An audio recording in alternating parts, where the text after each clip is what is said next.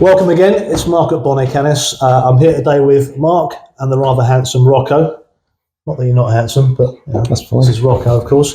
And we're here to talk about a couple of issues that we're having with Rocco. Nothing major, but we want a couple of little things to sort out with him. So here's Mark, you're going to let us know the main issues you've got with Rocco and what you'd like some help with. Yeah, one of them is getting him into a vehicle. He goes dead weight and does not want to get into a vehicle.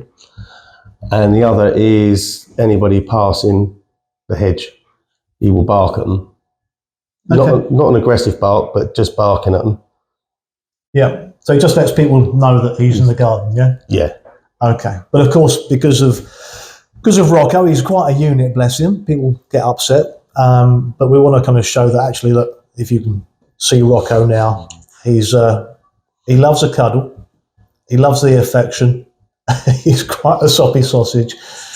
So, okay, so we're going to... Do you think there's a particular reason why he won't get into a car in the first place? Since we had him, we took him to the vets and he was sick about 5 times on the way there and about 5 times on the way back. So he's got an inbuilt fear of what seems to be of vehicles. Okay, and how old is Rocco now? 7. 7 years old, okay. And all that time he's not got into a car? Or no. When he has, he's thrown up quite a lot? He's only done it the once. We've only done it the once. Okay. Didn't want to put him under any unnecessary stress, really. So we've got a negative association with the car. Purely getting in and being sick is going to make him feel worried about being in a car again. So we need to build that up to him. So I imagine it's not actually the fact of getting into the car, it's more of a travelling. He's got that association. Yeah. Okay, well we can cover that as well. So what we're going to try to do today, we're joined with Holly, one of our trainers, and we're going to go through a couple of little techniques to help A, getting him into a car, and B, out in the garden, practicing a little bit of recall away from the hedge, and we'll try and make a little bit of noise out there as well, just to try and recreate the distraction that he reacts to, but at such low level that it's easy for him to get right. And then we'll check in again with Rocco in a few weeks' time to see how we're getting on. Okay, so we're here today with Mark. Another issue Rocco is struggling with is that when someone walks by, he barks quite a lot. So it's great that he's letting us know that someone is there, because that's what we want. But we just need to be able to get that on more of a cue to stop it, and to be able to break that kind of obsessiveness of it that he has going on. So Mark, could you tell me a little bit more about what's kind of happening, what you're experiencing? Yeah, if anybody walks past, which occurs not very often, he does actually start barking, and being as he's a big dog, it doesn't always come across as well as what it should do. Okay, yeah. Because his bark is quite deep. Yeah. And some people don't like it particularly. Okay. It could be anyone from walking around here to neighbours. Okay, and the problem is that it is quite quiet around here, so they're few and far between. So it's not kind of constant traffic that's walking by. It's little and often that it does happen, but when it does, you want to be able to kind of have some control over it. Yeah, definitely. Perfect. All right, brilliant. So what we're doing here is we've got a long line attached, because in a training session, what we want to do is we want to rehearse him getting it right over and over and over again. So I know this isn't a natural setup, as in he'd normally be off the lead, he'd normally be roaming around. We've got some people just going to walk past to make some noise for us, and what we want to do is we want him to succeed. Okay, so we're setting it up, we're staging it, so that he learns what to do and how to do it correctly, so he can better do that in the future. Instead of acting in the situation, we're training for it. Okay, so we're going to walk towards the hedgerow now, because I think our kind of helpers will be round there. That's it, well done, good lad.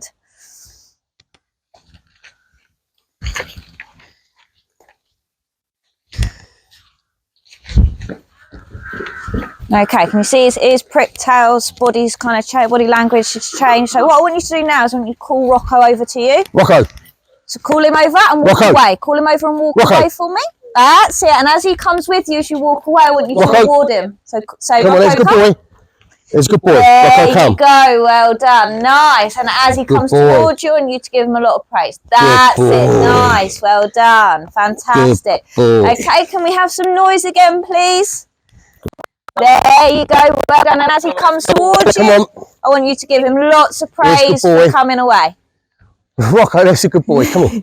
That's it. Well good done. Boy. Really nice. Good boy. Excellent. Yes, so he didn't do any barking there. Nope, no, you don't want that one. Not one of these. He didn't do any barking there. But what I want him to do is rehearse over and over again when he's not at his full kind of level he normally gets to. I want him to rehearse being able to be slightly distracted, slightly interested in what's going on, but be able to come away. Okay, and then what we're going to do is we're going to build up to a point where there's someone actually walking past. And it's a real life situation, but we use a long line for control and management to help him get it right instead of being off the lead completely. We use it for a little bit of safety, but also control and management situations. So it just helps him get it right more often as we're in the training process. Okay, so when he kind of goes over and inquires or gets quite locked into that situation, what I want you to do is I want you to try and reach those high notes in your voice, sound really exciting, and call him over to you. So I really want you to work on trying to break that focus of him. So even now that he's kind of locked in there now, yeah, I want you to call him over. He's a good boy. Come on. That's it. And when he comes to you, I just want you to give him a little treat, tell him he's a good boy. Good well boy. Done. Good Excellent. boy. Fantastic. Good boy. Really nice. That's it. Okay, we're going to walk around the garden again. Let our helpers make some noise again. There's a good boy. Come. That's it. So his ears are pricked. There's He's good on boy. his way. And I want you to call him nice and high now. Yeah, come. That's Come on, well done. Yeah. Excellent. Come on. That's it. So we want to make it a really good thing to come away from the fence. We need to make him feel really good about coming away from the fence, and really break that kind of stiffness in his body and get him responding to you a lot quicker. Sometimes we make the mistake of dropping our voice, but actually if we elevate our voice, we get a lot better response. Yeah? Okay, so we're just going to head out to the van, and we're going to use this van here, correct? This one? Yes. Yeah? Yep, okay, so it's got a sliding door on it. So is this the van that he was quite poorly in as well? No. No, okay, no. But this is the van you'd be taking him to the vets in if you needed to. Yep. Yeah, okay. All right, Rocco. So what I want you to do is I want you to really relax your shoulders because they can feel our energy. So if we tense up, they tense up. So I want you to relax your shoulders, relax your body language. I'm just going to open the door and see how he does. If I can get the door open. Is it locked? No.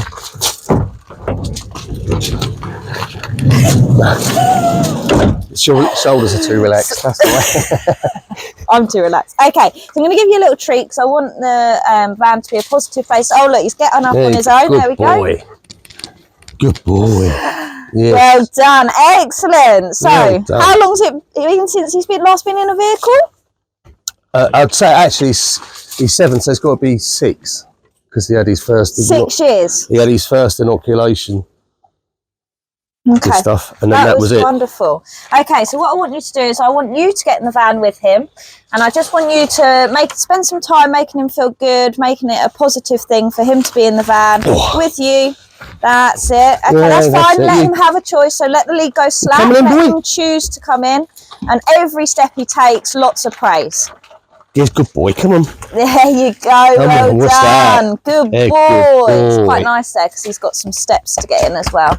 Good well boy. Done. Excellent. Fantastic. So I want you to do this maybe once or twice a day and just spend some time being in here.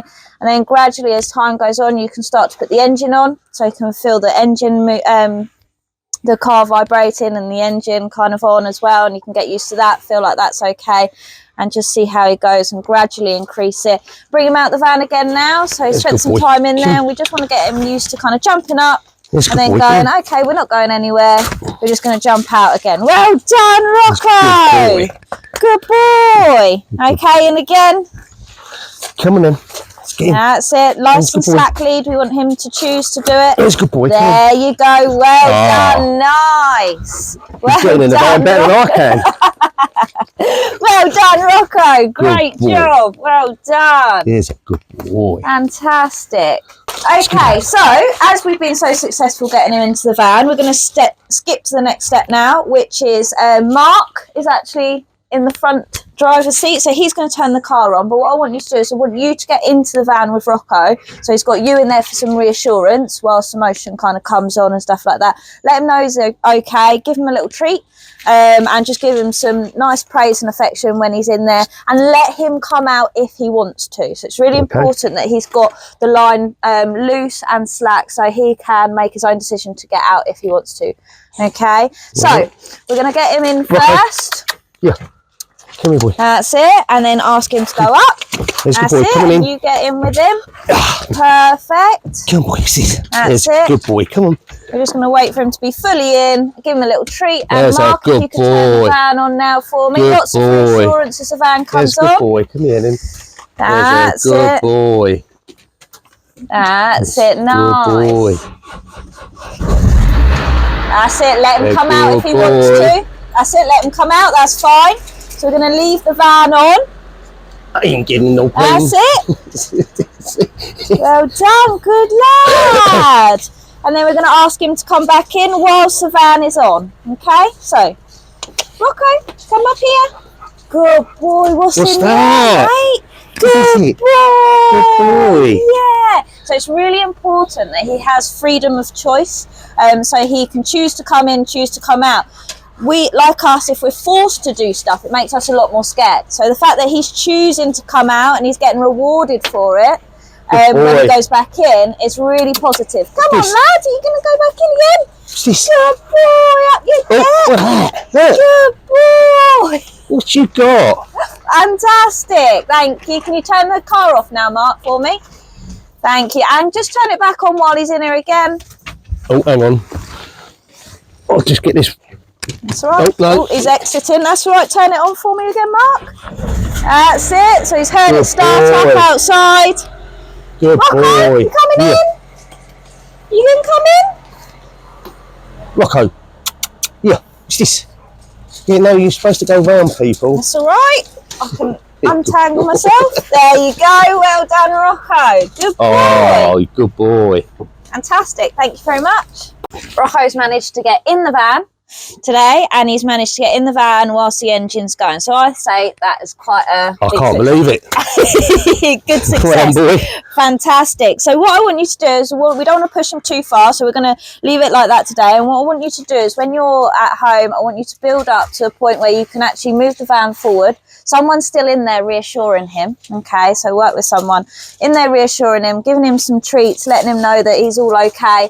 Just short journeys forwards to the end of the drive and back again, and also just praising him as well, letting him know, Rocco, letting him know that he's done a great job. Good boy. Fantastic. So I'd say that's a real success for today.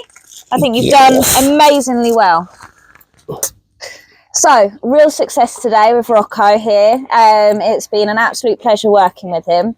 We want to make him feel really good about coming into the van. We don't want it to be a scary place to be. We want him to feel really great. We want it to be a nice, fear-free place to be. So we're going to advise to have some rugs put in here so he doesn't slip, so he can get up a little bit easier, just to make it a little bit more comfortable for him. And we're going to work on him being in the van with the door shut, maybe some movement going on as well. So we'll be back in a few weeks to check up how he's been. So we've had a good day filming, gone through quite a bit. The van worked very, very well. And we got a bit more control in the garden as well, with noises going on. So we're going to check back in with you in a few weeks' time. Okay. But then I'm going to pop in a few times between now and then, just to make sure you're on the right track, cover a few more things, make sure we can get a little bit more control, maybe do a little bit of driving. Rocco's trying to help with the filming currently, which is always good. I'm just going to step up with you. Rocco. There we go. So the thing about these breeds, they're just soppy. That's the nice thing about them. Rocco. So Holly's been through with you the van stuff. She's been through how to do the garden stuff. We've had a chat about the issues and what we need to be doing. How do you think it went today? Yeah, really well. I'm pleased. It's a surprise. It's good. And part annoyed, but part happy. Yeah. Less work to do. And we've not had to use any punishment, any force. We've let him control how much he does. How do you think it went, Holly? Yeah, I thought it went really, really well.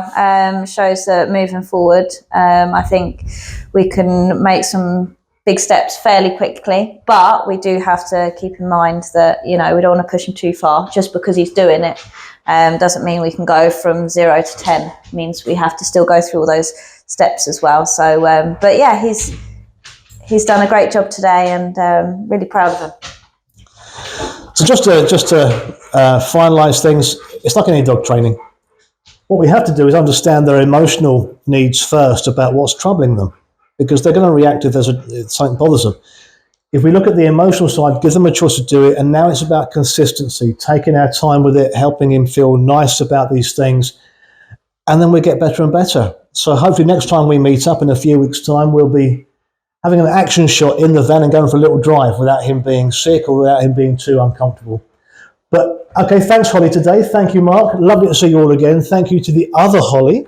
And thank you to Rocco. Bless her, look. And we will see you all in a few weeks' time. Thank you very much. Fantastic.